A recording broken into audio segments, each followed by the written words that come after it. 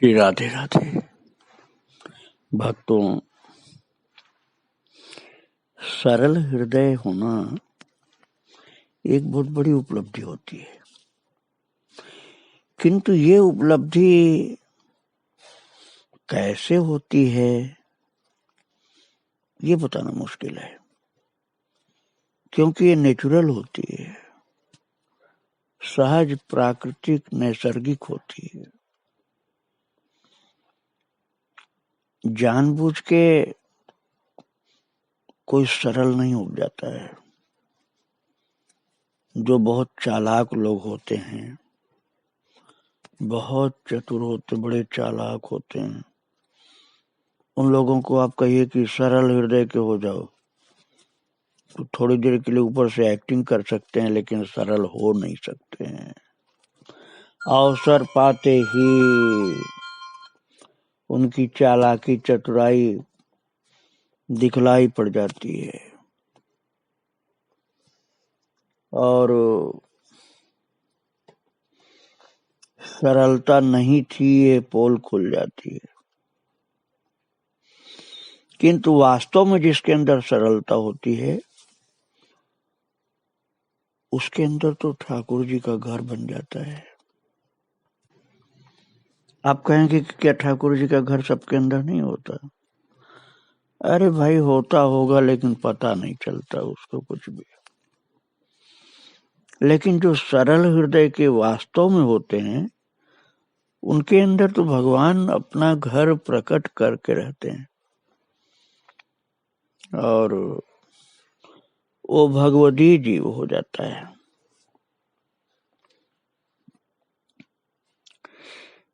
एक ऐसे ही अद्भुत सद्गुणों के खजाना थे भक्त श्री मन भावन जी। ये कितने पुण्यात्मा थे, कितने जन्मों की भक्ति थी। साक्षात जगत जननी जानकी जी के अनन्य भक्त थे और जानकी जी की उन पर विशेष कृपा थी। वे भावना में अपने आप को मिथिला में जन्मी जानकी जी की एक दासी मानते थे। भक्तों से भावना का भी राज्य एक अलग ही होता है। संसार में आप जो रह रहे हैं शरीर के प्रारब्ध के अनुसार, वो तो दिखलाई पड़ता है, लेकिन भावना में आपकी क्या स्थिति है इसको कोई देख नहीं सकता है। प्रभु की कृपा से कोई जान जाए तो अलग बात है, नहीं तो भावना में आपकी क्या स्थिति है कौन जाए? वो तो भगवान जानते हैं, भक्त जानता है। तो मन भावन जी भावना में अपने आप को मिथिला में जन्मी जानकी जी की एक दासी मानते थे। वो दासी जो चंद्रा, चंद्रकला, विमला आदि जानकी जी की नित्य दासियों के अनुगत्य में उनकी सेवा करती रहती थी। ये जो दासियां जिनका नाम मैंने बताया, चंद्रा, चंद्रकला, विमला आदि, ये जानकी जी की नित्य दासी हैं, सहचरी हैं और उनके अनुगत्य में, उनके अनुकूल होकर वो सेवा करती थी जानकी जी की। और इस भाव की उपासना करते करते जब वे सम्यक रूप से डूब जाते थे उस भाव के राज्य में, भाव के रस में, तो उनके सरल हृदय से कोमल कांत कविताओं का स्रोत फूटता था। भक्तों, सरस भाव भरी कविताएं उनके हृदय में जन्म लेने लग जाती थी और ऐसे फूटता था कविता का स्रोत जैसे वाल्मीकि जी के हृदय से आदि काव्य का स्रोत फूटा था।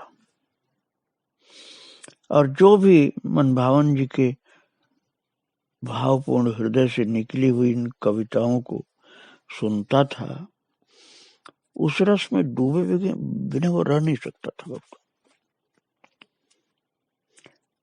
और सुनने वाला डूबे उसके पहले खुद वही डूबे रहते थे। गाते थे भाव से। नूपुर बाजे रुन झुन रुन झुन, सिया आंगन में डोले। विमला आदिक सखी हाथ खिलौना, तो तलिबानी बोले। छोटी सी जानकी जी हैं भक्तों, चरण में नूपुर है, अब वो दर्शन कर रहे हैं मन भावन जी और बोल रहे हैं, नूपुर बाजे रुन झुन रुन झुन, सिया आंगन में डोले। विमला आदिक सखी हाथ खिलौना, तो तलिबानी बोले। डगमगात पग धरती अवन पर, सखी कर सो कर झेले। मन भावन सखी लाड़ लड़ावे, रमा गति रस पेले।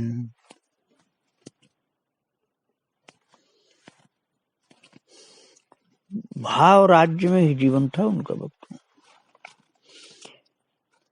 गाते थे भाव विहोरों कर, सिया जू पे वार पानी पीवा। जीवन जड़ी राम रघुवर की, देखी देखी छवि जीवा। सिया जू पे वार पानी पीवा। सुख की खान हान सब दुख के, रूप सुधारस सीवा। मन भावन सिया जनक किशोरी, मिली मुक्ति नहीं छीवा।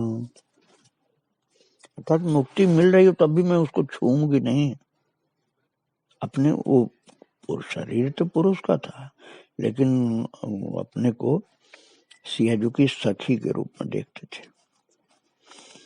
ऐसे महान प्रेम रस में डूबे रहते कि उसके आगे तुम्हारा जो मुक्ति को भी कुछ नहीं मानते थे, उसको भी अलग कर देते थे, उपेक्षा उसकी कर देते थे बिना किसी संकोच के। और जब मुक्ति की उपेक्षा कर देते थे तो सांसारिक सुख मान मर्यादा और राजाओं महाराजाओं के दिया हुआ दान दक्षिणा ये सब क्यों लेते हो? तो ये सब तो उनके मन में ही कभी नहीं आता था, लेने की बात तो बहुत दूर। यहाँ तक कि एक बार महाराजा प्रताप सिंह जी के प्रेम पूर्ण आग्रह को भी वे नहीं स्वीकार कर पाए। बोले महाराज मेरा मन इधर जाता नहीं जो चीजों को आप देना चाहते हैं, मैं तो अपनी सियाजू के राज्य में ही रहती हूँ।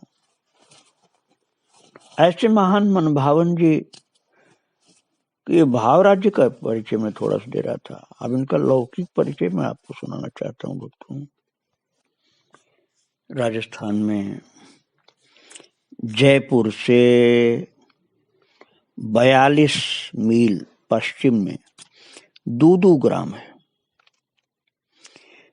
और जयपुर के महाराजा सवाई प्रताप सिंह जी कछवाहा के राज्यकाल में मन भावन जी वहां रहते थे। भक्तराज मनभावन जी पारीक जो एक महान कवि भी थे। अब कवि का मतलब आप ये नहीं समझना कि राजाओं को खुश करने वाली कविता लिखते थे, नहीं, जानकी जी के लिए लिखते थे। दूदू के ठाकुर पहाड़ सिंह जी खंगारोत सहित बहुत से भक्त कवि और कवियत्रियां भी उनके शिष्य थे। ये सब के सब इनके जो शिष्य कवि लोग थे भक्तों, ये सब भक्त थे और उनके प्रताप से दूदू ग्राम में भक्ति भागीरथी और कविता मंदाकिनी के संगम की सृष्टि हुई। ऐसी सृष्टि हुई कि उसमें अवगाहन करके अहर्निश एक दिव्य रस से लोग ओतप्रोत होकर उसमें अवगाहन करते रहते थे। ऐसे महान थे मन भावन जी। प्रभु की कृपा से मैं आपको सुना चुका हूं भक्त महाराजा प्रताप सिंह जी का चरित्र। वो बड़े काव्य प्रेमी थे और एक बार किसी कविता के कुछ अंशों का अर्थ उनसे नहीं लगा तो उनके दरबारी पंडित भी उनका अर्थ जब नहीं लगा सके तो उन्होंने महाराजा को मनभावन जी को बुलवाकर उसका अर्थ लगवाने का सुझाव दिया दरबारी विद्वानों ने। तो महाराजा ने किसी वरिष्ठ व्यक्ति को उन्हें जाकर रथ पर आदर पूर्वक ले आने का आदेश किया और वे जा करके उनको ले आए रथ पर। तो महाराजा ने उनका यथोचित सत्कार किया। मनभावन जी ने आते ही अपनी एक कविता सुनाकर महाराजा और उनके सभासदों को जैसे आश्चर्य में डाल दिया। महाराजा ने जब उनसे उस कविता के अंशों का अर्थ करने को कहा, जो कि उनसे अर्थ लग नहीं रहा था राजा से, तो उनका भी देखते ही सहज और संतोषजनक अर्थ करके उन्होंने सबको विस्मय में डाल दिया कि इस कविता का अर्थ तो कोई भी दरबारी नहीं निकाल पाया, राजा भी नहीं निकाल पाया, और मनभावन जी ऐसे सहजता से बता दिए कि लोगों को चकित कर दिया बिल्कुल। महाराजा ने प्रसन्न होकर के उनसे राजधानी जयपुर में सदा रहने का अनुरोध किया। महाराजा स्वयं किसी बात से राजधानी में अपने सानिध्य में रहने का अनुरोध करें, एक बड़ी बात थी भक्तों, क्योंकि तो दूदू ग्राम में रहते थे जो 42 मील दूर है जयपुर से, और राजा साहब खुद प्रार्थना कर रहे हैं। ऐसा नहीं कि केवल कह दिया हो, अनुरोध के साथ कहा था कि आप जयपुर में ही कृपा करके विराजिए।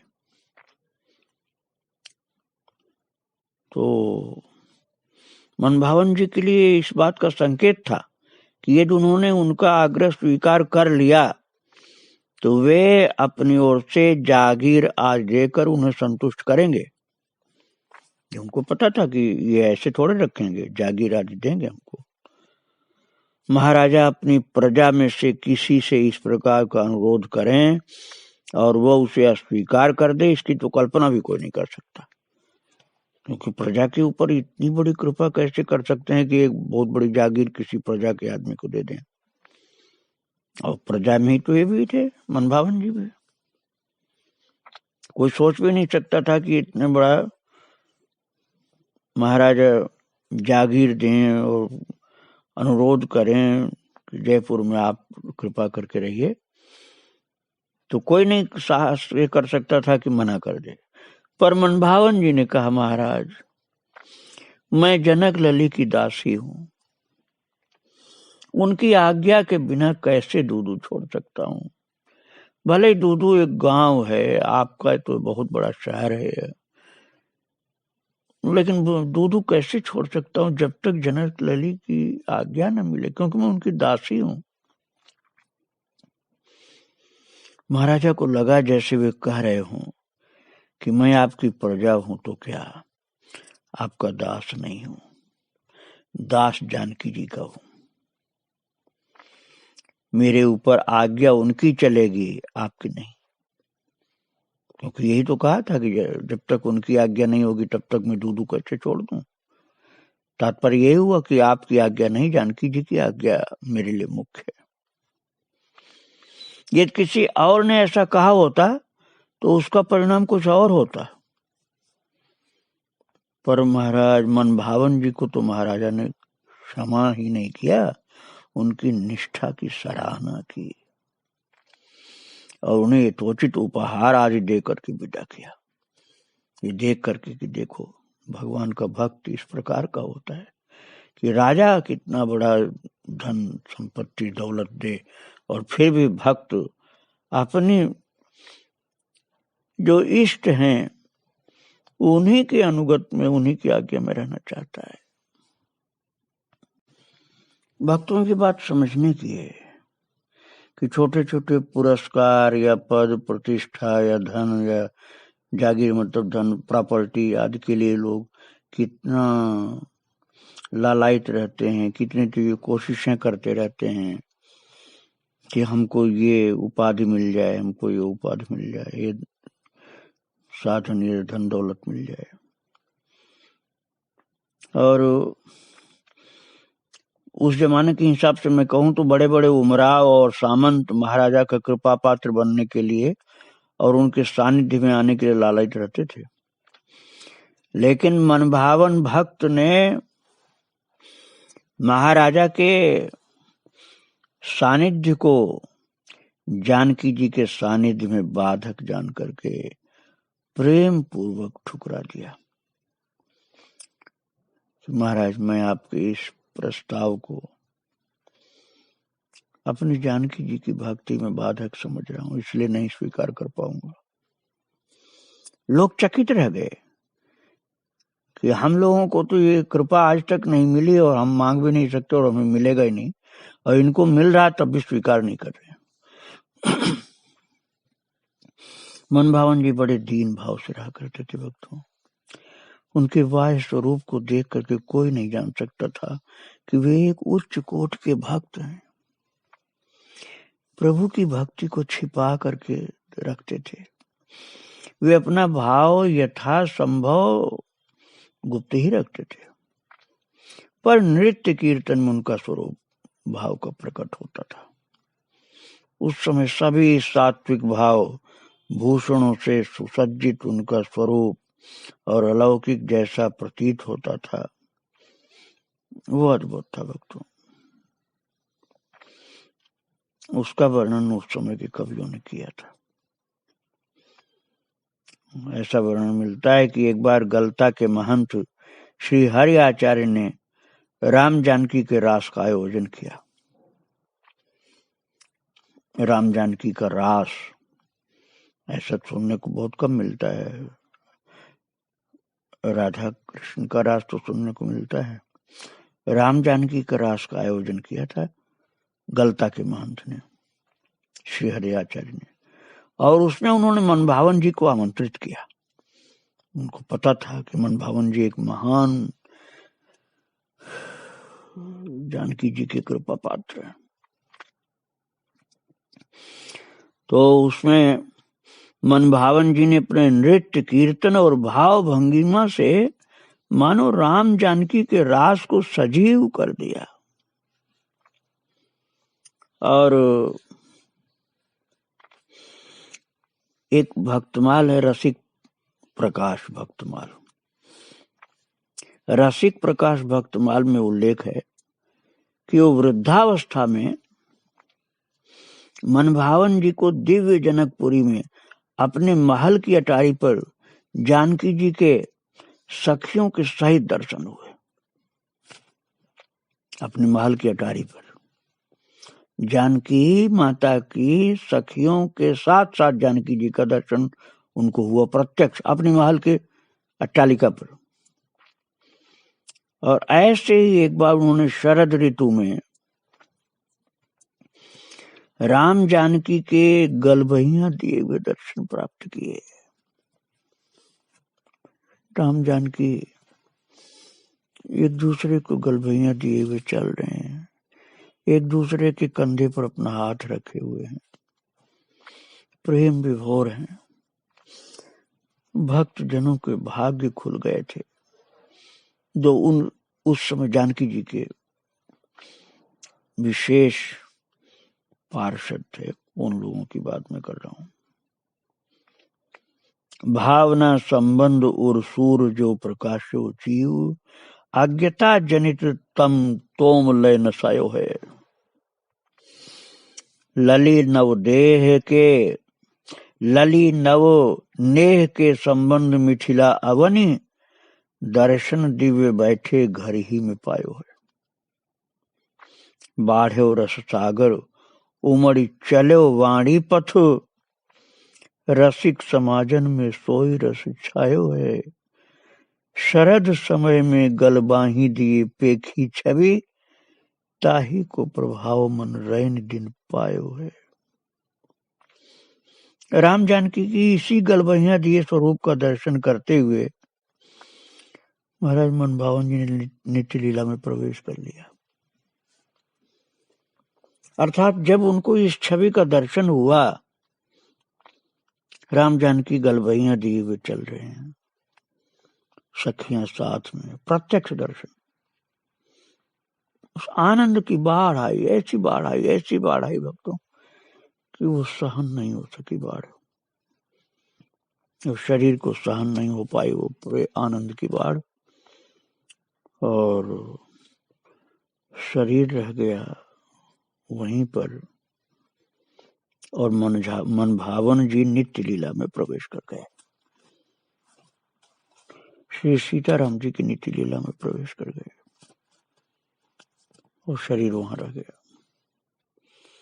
ऐसे महान जानकी मैया के महान भक्त, महान सखी, महान सेविका, महान दासी श्रीमन भावन जी के चरणों में बारंबार प्रणाम। श्री राधे, जय श्री राधे, जय श्री राधे।